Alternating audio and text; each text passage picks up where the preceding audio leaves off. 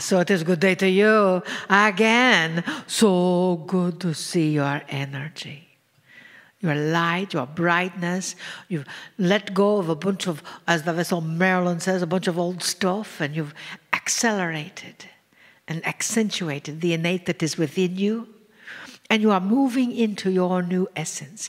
You are acknowledging your new essence. It doesn't really take a move. You're just allowing that essence to come to the surface and expand you as the real you, the true you, the global you, the joyous you, the wondrous you, the blessed you, the blessing you, the receiving part, and the giving part. You see, we know that you are expanding your presence here. We know that in that essence of your innate, you are at this moment more you than maybe you ever have been. We have been working in your emotional body now for 2 days. And our dear friend Kryon and Carroll has been working in all your other bodies as well. You see, it does take a village. It takes an essence of many energies to just be you. And we know this. You have lived many times. You've been through the Akash. You've been announcing the Akash. You've been claiming it and then remembering it and then disclaiming it. Know that in that Akash is your divine purpose, your divine gift, your truth and essence of you, because that is a part of your innate. You see, dearest, your mind sometimes can be so active and tell you what you should or should not do. So don't should on yourself. Instead, just breathe into yourself and think, I am loved and lovable. I am loved and loving. Because you see, that is your true essence. No matter what anyone else has said or believes, that is your true essence, is love. And with that true essence, you can conquer all, you can step into all, you can bring forth all. Even though, as we said last night, sometimes you feel as though you're standing in that pile of poo. There is a pony there somewhere. Because you see, it is still up to you to see that pony. We're going to ask you to do something for us, a little assignment. Can you do that for us? We do love it when you say yes, even if you don't know what it is. Every morning before breakfast, we want you to write down 5 things that you wish to celebrate. Celebrate 5 things before breakfast. That will get your day started right. Huh? You see, so many times we think that a celebration has to be some big thing and with confetti and a big meal and champagne and all that. And you may just be able to celebrate that you got out of bed again. And you may be able to celebrate that your cat came and greeted you. Or you may be able to celebrate that you're breathing. Or you may be able to celebrate lots and lots of other things. So celebrate and write down 5 things before breakfast that you are celebrating. That day, that night. There's no time limit on that. You'll do that for us, yes? And then let us know how it shifted things in your world. You see, then it becomes your purchase order to the universe. Right? And you'll be given more things to celebrate. And then in the evening, sometime you can write down 5 things to be grateful for. Someone else wrote that. Understand and know, dearest divine beings, you are your own divine order. And when you find yourself worrying about what is going to happen here, what if there, what happens then, first of all, know that that is your addiction to the future. And it is not about being right here now. And as our vessel Marilyn would say, change your bracelet and be here now. Because worry is opposite of divine order.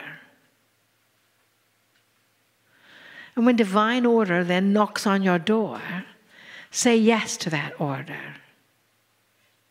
Say yes to coming within your own joy, your own bliss. Live in that bliss point. Now, if you live in that bliss point, does that mean that you don't have any sadness or anything go wrong? Well, no, it doesn't. The universe is there to, push some of your buttons so you can evolve.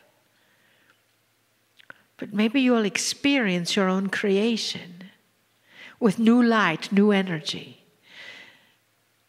When things are an opportunity to grow, view it as that. It is contrast. It is that beauty that the universe, the source, your innate, brings to you so you can evolve. And as you evolve, everyone else evolves around you. Because when you shift, the world around you shifts. And you get the opportunity to look at the bright light within others. Because they are reflecting you as well. You know that, yes? It is a wondrous beauty that we see. Glorious magnificence. Because we are also reflecting you. And in that reflection, know, dearest, that we love you so much. We see you. We see all the parts that you don't want others to see. And we ask that you bring those parts up for transparency.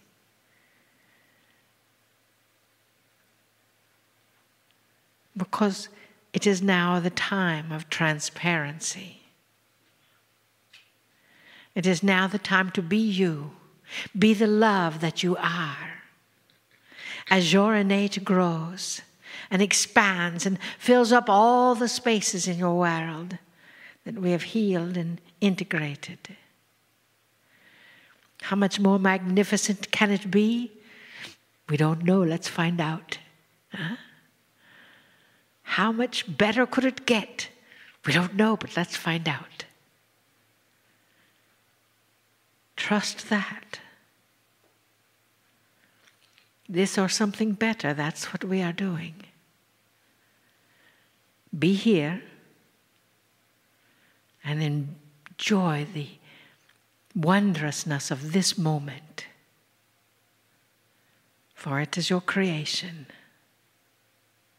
We love you. We honor you. We trust you. And as soon as you trust yourself, you will live that strength and that life. Namaste. Greetings, dear ones. I'm Kryon of Magnetic Service.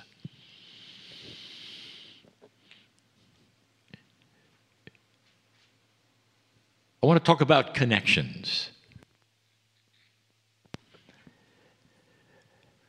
We have spoken of these things before. But I want you to wipe the slate clean of who you really think you might be historically. Let's paint the picture that we have many times before. You are sitting here or listening as an old soul. The definition we have used of an old soul is one who has been on this planet many, many times. And therefore you have an accumulation of wisdom, of experience. And as you sit here, you know so. Whatever makes you different, you feel it in the wisdom. And that is to say, you would recognize when you start speaking to people, discussing things, that you seem to know things they haven't discovered yet. This is the old soul. It doesn't make the old soul that special or above or below any other human being any more than it does when you go to school. You go through a process, all of you, where you learn things at a certain level and you move to the next level and you learn more. And you're all together in the school. So there is no one who is better or worse. There is just those who know more. That's the old soul. And so you start investigating esoterically, what would that mean? Now, I've given you a hint when we say, dear ones, you might be your own ancestors. That would mean that those in the past, a distant past, on this planet, were you. How do you feel to be that old? What might you have gained by being your own ancestor? It's so interesting, is it not, that many of the indigenous will then call in their ancestors to make decisions. And if you ask them, who are you really calling, they may skirt the issue. But they have that idea, that paradigm, that they were there. So really, they're calling in the energy of the wisdom of who they used to be, as well as the connection with the planet. So when you hear the indigenous consulting their ancestors, it's more than just those who used to live there. It's profound. The societies of today have lost that connection. And so there is a part of the lesson that we have taught over and over to reconnect with the past.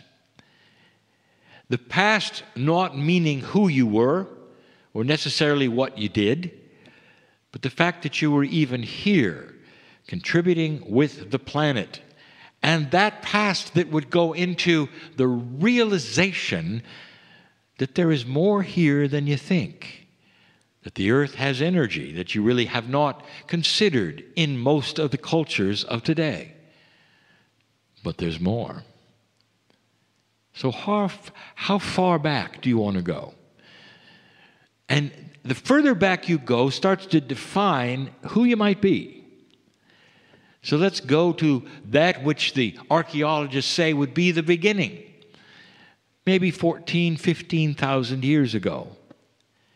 And we have told you, well, that was not the beginning. It was more than that. For there was a civilization before yours and one before that. We've given you channeling that would say that these are starting to be discovered.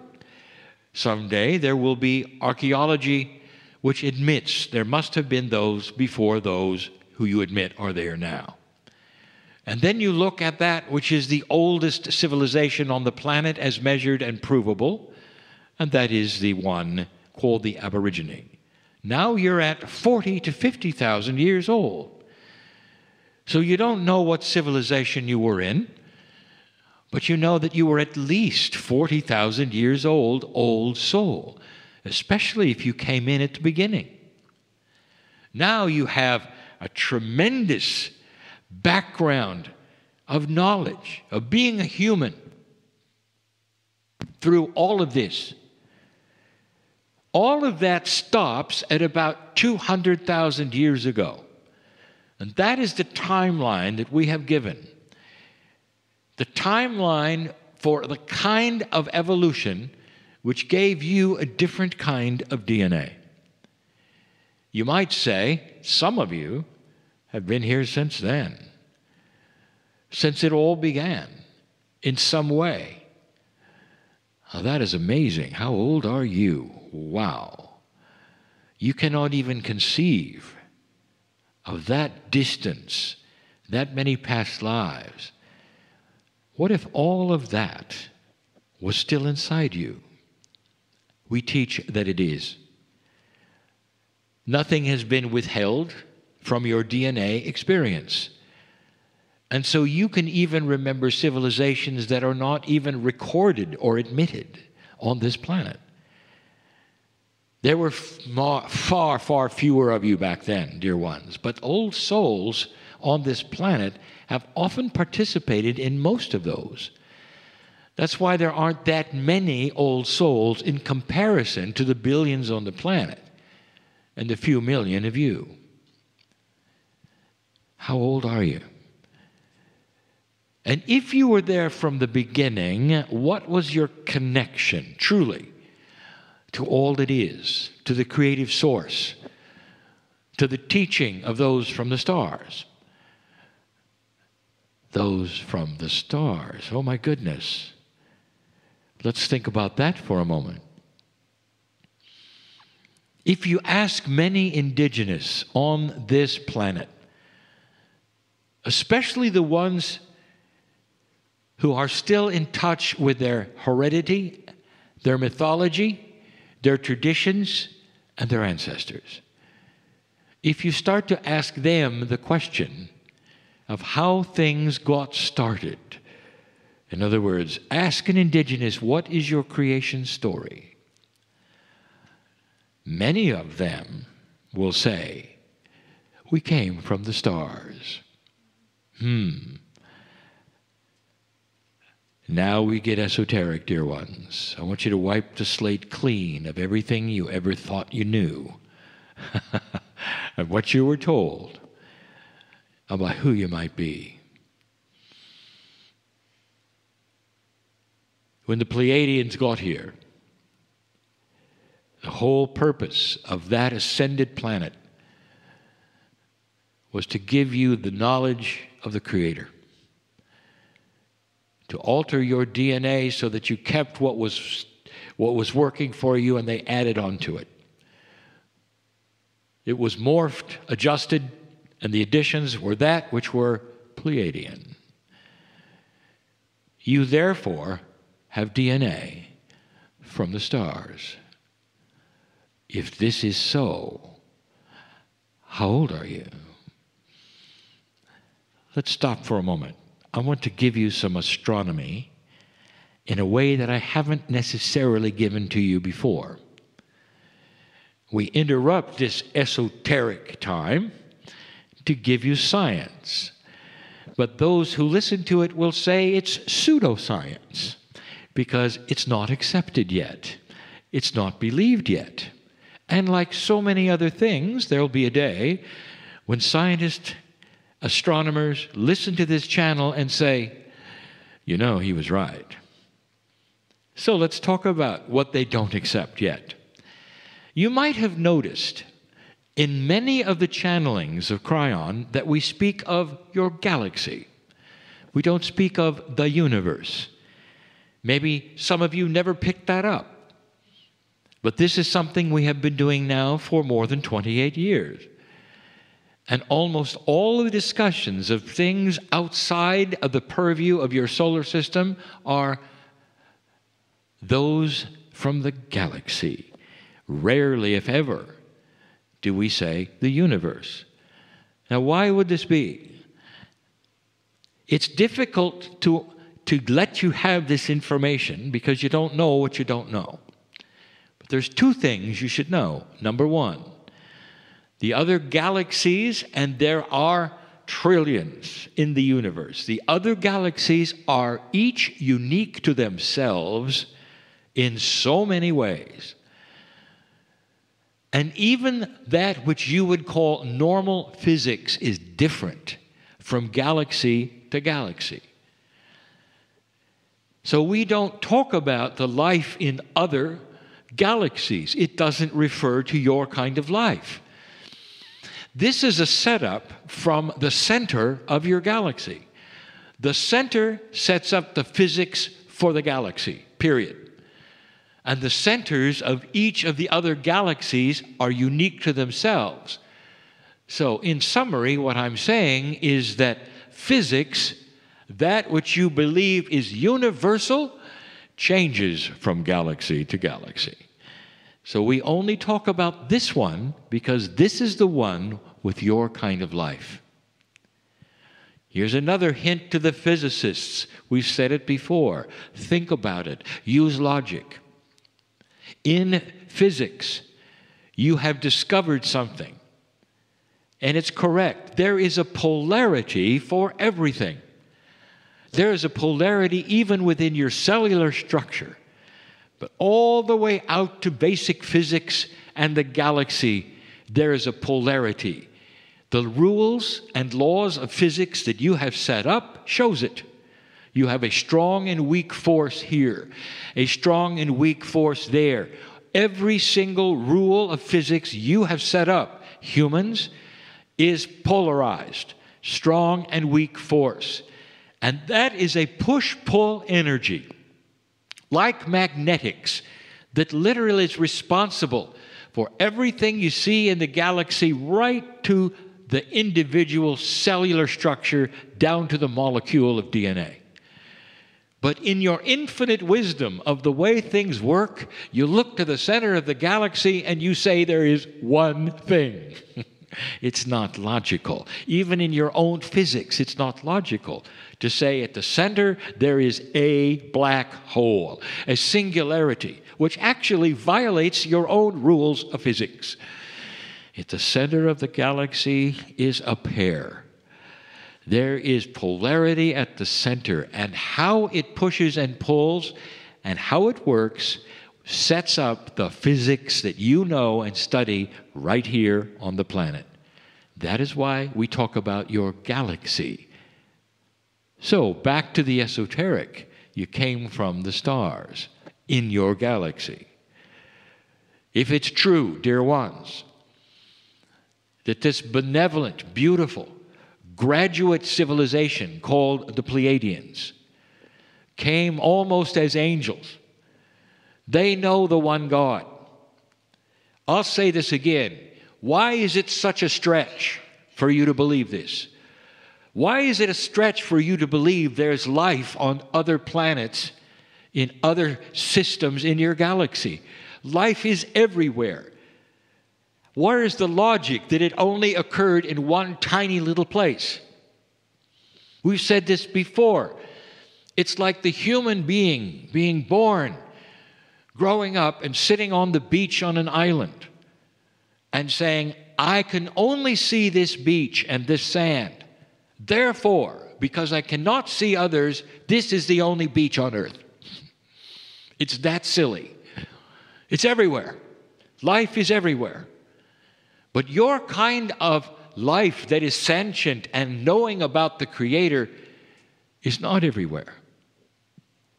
That is why the Pleiadians came to seed you. It has to be free choice. God inside is given only to few planets of the trillions and trillions that could support life. But only a few get seeded like the Pleiadians seeded you. They know the creative source. They know the one God, just as you're discovering, dear ones. They are not outsiders. They are not ETs. They are from the creative source. They are the Pleiadians. There was great love in that, to come here and seed you, and so many of them never go home. Beautiful love in this. It is not odd. It is not otherworldly. It's from the creative source. You have their DNA. Therefore, how old are you? If you have their history, then you're as old as they are. Now, there is somewhat of a veil that happens that keeps you from remembering anything but your earth lives. We say somewhat of a veil because it is in the Akash.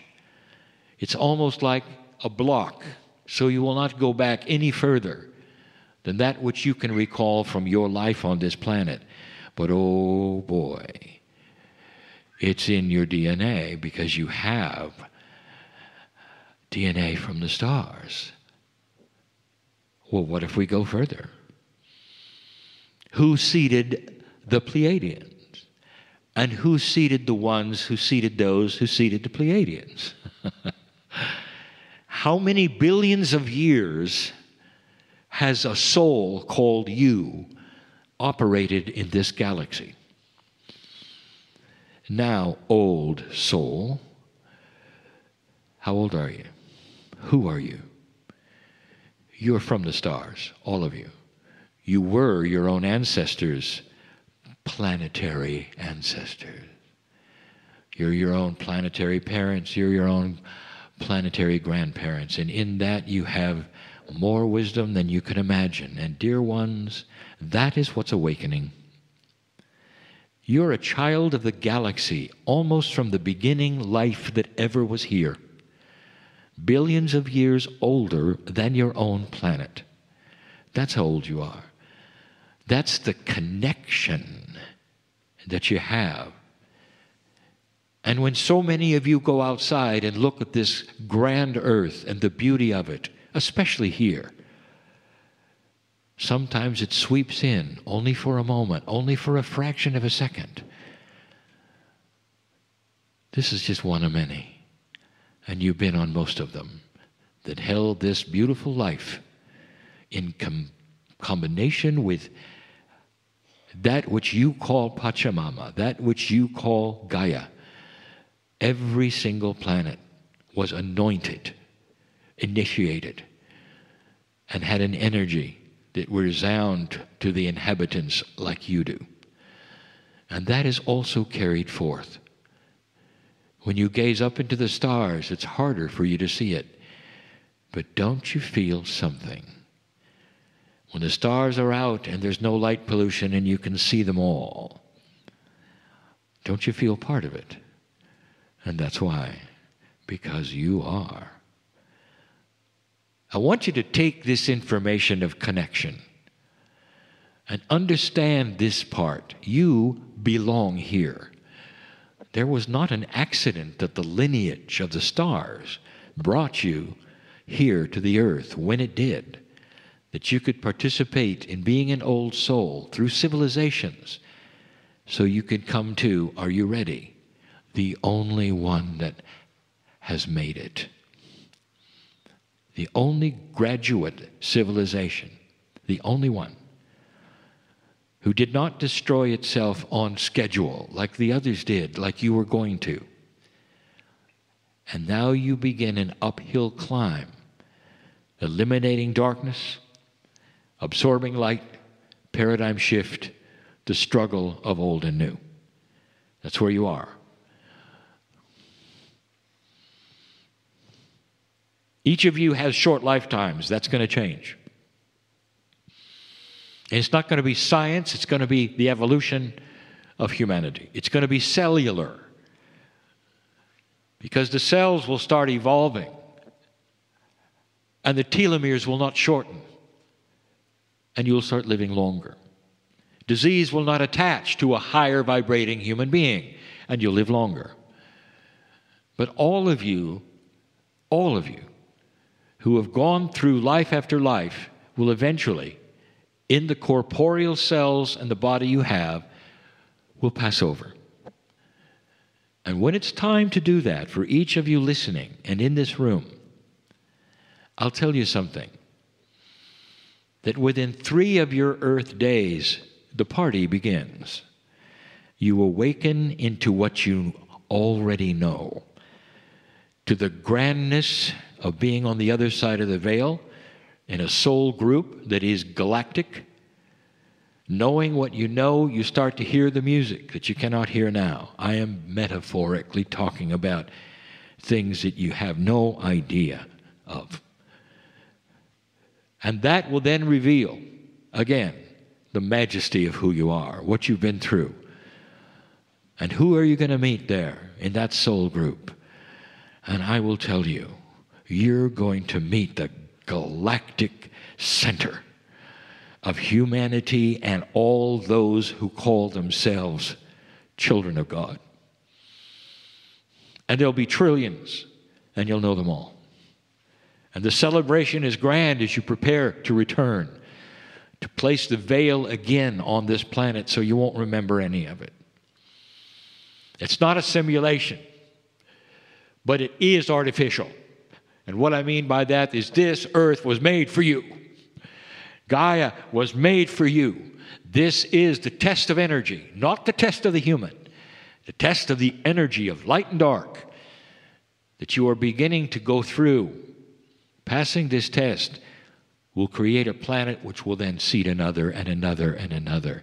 And the entire reason for this is to raise the vibration of this galaxy.